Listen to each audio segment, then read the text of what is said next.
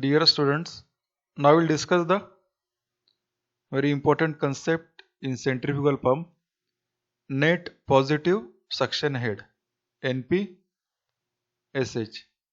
The basic purpose of centrifugal pump is to lift the water at required height with sufficient pressure energy. Yes, sir, already we know the working principle. Now, water is lifted through the suction pipe. So initially when you start the pump, only air is lifted through the suction pipe and transferred to the required height. So purpose is to lift the water. Now you have to design the suction pipe height or diameter of suction pipe in a such a way that the sufficient pressure is maintained so that water can be lifted through the sump. So here is the low pressure on the suction side. After operating on the fluid, there is a high pressure through delivery pipe. At the inlet of the pump there is a, you can say, zero or negative pressure. Now the flowing liquid is also important. One must know the vapor pressure of flowing liquid. It may be water, it may be kerosene, it may be some other liquid having different vapor pressure point, or formation of vapors is different. I will understand the net positive suction head. So by applying the Bernoulli's theorem, by considering the section 1.1 at the sump water level, then considering the section 2.2 at eye of impeller. Now applying the Bernoulli's equation, consider this as a datum. So the pressure head at section 1.1, velocity head and datum head is the total energy at section 1.1, pressure head, velocity head and datum head. Similarly at section 2.2, pressure head, velocity head, datum head and frictional losses through section 1 to 2. Yes or no? Where this P1 is atmospheric pressure on the free surface of liquid acting on the surface of liquid is atmospheric pressure. Yes or no? V1 is the velocity of liquid at the free surface. So initially it is 0. Then Z1 is the datum. Consider this datum as a 0. Yes or no? Then P2 is absolute pressure at the inlet of pump. Velocity of liquid through suction pipe at the inlet of pump. So velocity through suction pipe. The Z2 is height from the datum. So it is HS, height of the inlet of pump, that is suction head HS, and losses through the suction pipe, say HFS. Clear all the terminology? So if you replace this P1, V1 with the initial 0 values, yes sir, RHS will be this. So P1 you will get, that is pressure head at the datum. Okay, so it comes to, in the continuation of Bernoulli's equation by putting the 0. So this much is the pressure head, which must be equal to this total energy at section 2.2. If you take this P2 here, you can transfer this. This will be P1 minus this term. Yes sir, understood?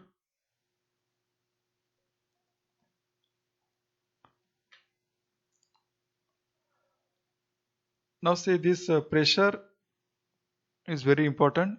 So at this side there is a low pressure, on this side it is a high pressure. At the eye of impeller there is a negative pressure.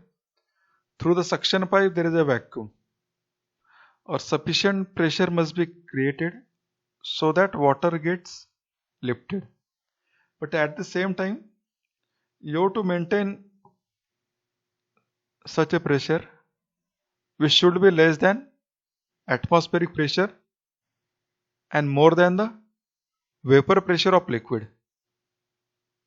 If not, there is a chances of bubble formation, vapor will create, and we will not get the desired results. So pressure head at inlet, then vapor pressure at inlet to avoid the cavitation, to avoid the formation of bubble. So this must be greater than this. Pressure at inlet must be greater than vapor pressure and less than atmospheric pressure. So to maintain that, you have to select the proper diameter of suction pipe and height of suction pipe. So generally manufacturers are provided what should be the minimum suction height. So if you take the difference of pressure at inlet and vapor pressure, or this is the pressure head and vapor pressure head. So this difference should be greater than 0. In other words, this difference must be positive so that water can get sucked or lifted for operation. So such head is known as net positive suction head. So this is very important. Every manufacturer is providing this NPSH. So you must maintain more than the required value so that cavitation will not occur in the pump. Clear concept of net positive suction head. So whatever liquid flowing through the suction pipe, it must have the sufficient pressure which should be more than vapor pressure so that bubble formation, vapor formation is not there. At the same time, water should be get lifted. For that, you have to overcome the atmospheric pressure. Clear? So such head is known as net positive suction head. So this difference must be greater than 0 or it is positive. Clear concept of net positive suction head. So you can define this NPSH also as the absolute pressure head at the inlet of the pump minus the vapor pressure head plus the velocity head. So we know the relation absolute pressure head at the inlet of pump, vapor pressure and velocity head. So where this P1 upon rho g is atmospheric pressure head, say HA. Similarly vapor pressure head HV. Now we know the relation from Bernoulli's equation. P2 must be equal to this much. So you can now replace with the head. So P1 upon rho g is nothing but atmospheric pressure head HA. P2 upon rho g is vapor pressure head. So if you replace this with heads, so you will get vapor pressure head. So as per definition of NPSH, if you club this term and subtract this, this will be plus. So you can understand NPSH is defined as the absolute pressure head at the inlet of the pump minus the vapor pressure head plus the velocity head. So you can work out like this also. Clear the concept of NPSH? So the total head required to make the liquid flow through the suction pipe to the impeller from section 11 to section 2.2. Such head is known as NPSH. The manufacturer of the pump provides the minimum value of NPSH to avoid the cavitation at specified discharge and speed. In order to avoid the cavitation in the pump, NPSH available must be higher than the NPSH required. Clear the concept of NPSH? So this is very important. So in the parallel there is one more concept, maximum suction lift or suction height. Suppose you want to lift the water at third floor. So where to install the centrifugal pump? Whether at second floor, first floor or at ground floor. What should be the height of the suction pipe? Similarly, diameter of suction pipe. So that depends on the what is the permissible maximum suction lift or suction height. So just we applied the Bernoulli's equation. We know the relation. Atmospheric pressure head, vapor pressure head.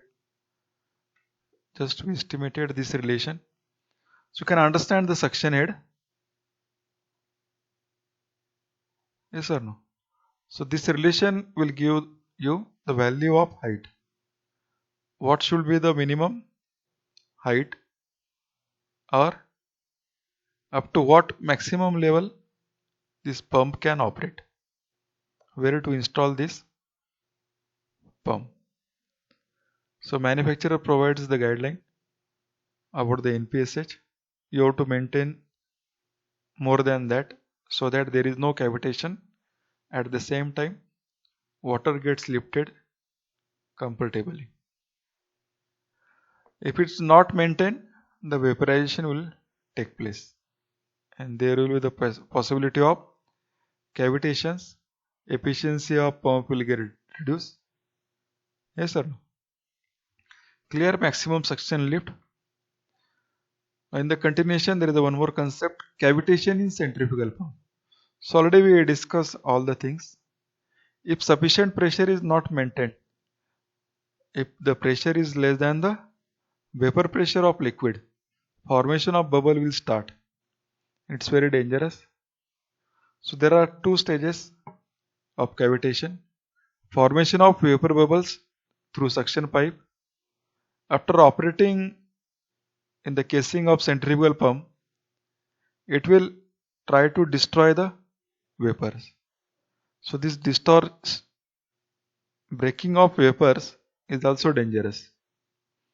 Formation of vapor bubbles is also dangerous. It will reduce the efficiency of pump.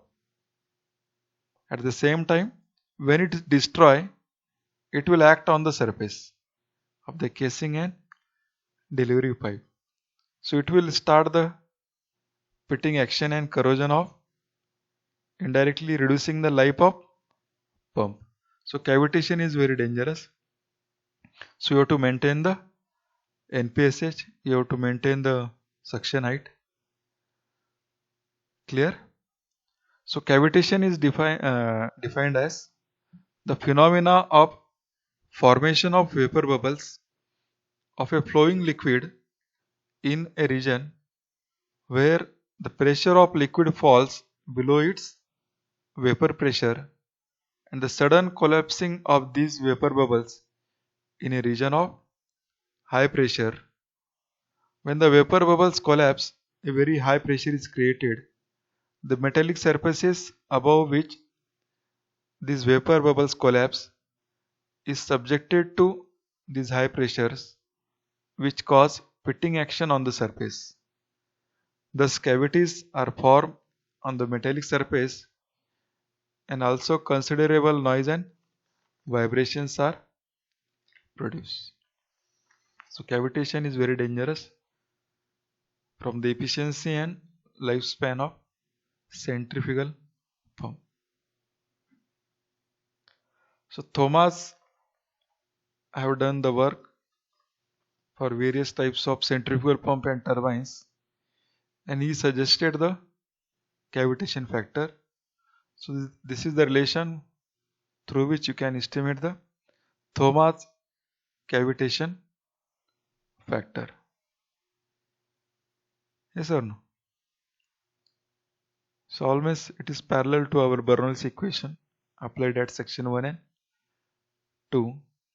But the specific factor gives you the idea whether there is a cavitation will occur in particular pump or turbine.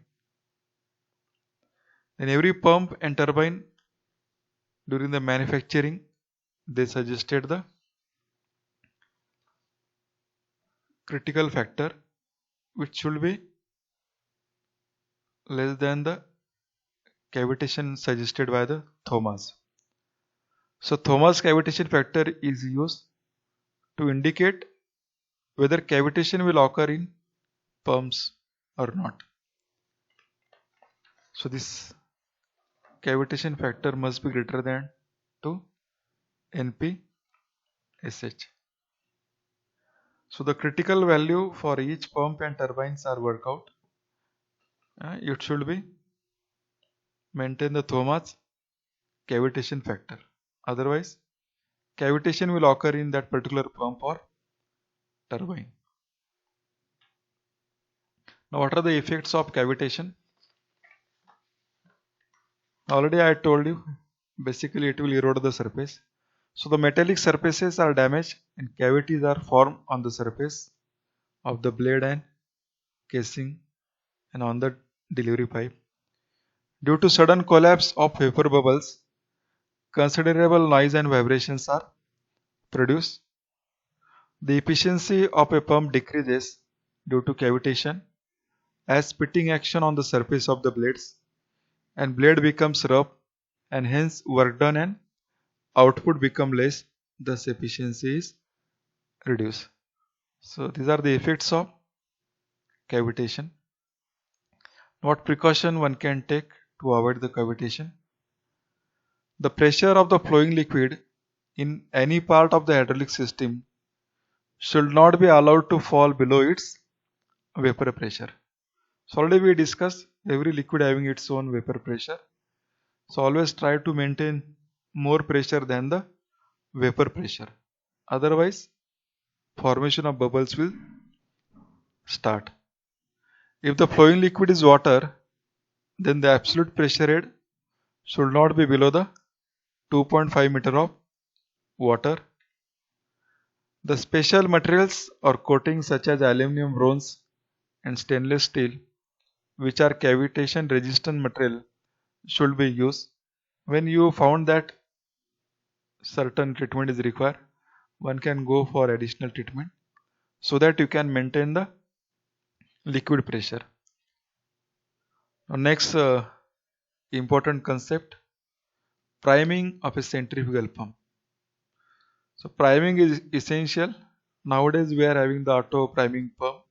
No need to go for priming, but you understand the concept of priming. So basic purpose of centrifugal pump is to lift the water. If water is not there, air will get lifted. So if sufficient pressure is not maintained, I have told you, it should be the more than vapor pressure and less than the atmospheric pressure, so that water will suck through this through the suction pipe. So you have to maintain that minimum pressure. So for that, it is required to fill the water. So the priming is defined as, it is an operation in which suction pipe, casing of the pump, and portion of delivery pipe up to the delivery wall is completely filled by the external source with the flowing liquid. Most of the times it is water. Then such process is known as priming of a centrifugal pump. So it is highly essential, otherwise only air will get lifted. Yes or no? As sufficient pressure is not maintained, water will not get sucked. So the work done by the impeller per unit weight of liquid per second is known as the head generated by pump. So mathematically we can work out how much is the work done, and accordingly head developed by the centrifugal pump. So we know the relation VW to U2 upon G. So this equation is independent of the density of liquid. Yes or no? There is no relation with the density of liquids. This means that when the pump is running in air, the head generated is in terms of meters of air. Yes or no? So it is essential. Pump is primed with water, so the head generated is same meter of water. But as the density of air is very low, the generated head of air in terms of equivalent meter of water head is negligible, and hence the water may not be sucked from the pump. Clear? When you start the pump, sufficient suction is not generated to lift the water. Only air is get lifted. So to avoid that, to maintain the water head, you fill the casing with water up to the delivery wall, so that after work done, water head will be obtained. So this process is known as priming of a centrifugal pump. It is essential to lift the flowing liquid. So to avoid this difficulty, priming is necessary. Methods of priming, you can do the manually. So from the top there is a provision through which you can fill the water up to the delivery wall. Self priming pumps are come nowadays by providing connection with the city water mains, or by providing the additional priming pumps, one can achieve the priming. Clear all the concept? These are very important. Working and operation of centrifugal pump. Thank you.